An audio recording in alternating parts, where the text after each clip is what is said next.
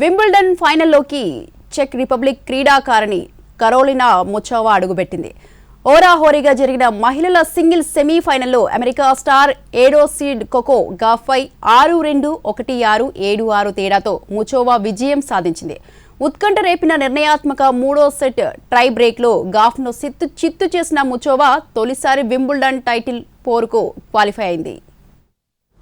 Wimbledon మహిళల సింగిల్స్లో Karolina Muchova సంచలన విజయంతో ఫైనల్కు దూసుకెళ్లింది.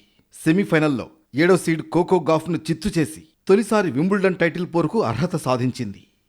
హోరాహోరీగా జరిగిన సెమీఫైనల్లో గాఫ్పై ఆధిపత్యం చెలాయించిన చెక్ రిపబ్లిక్ క్రీడాకారిణి నిర్ణయాత్మక 3వ సెట్లో గెలుపొందింది.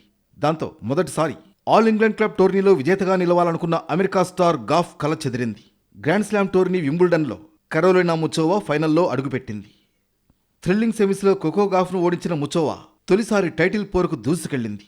తొలి సెట్ నుంచే దూకుడుగా ఆడిన ముచోవా 6-2తో గాఫ్కు షాక్ ఇచ్చింది.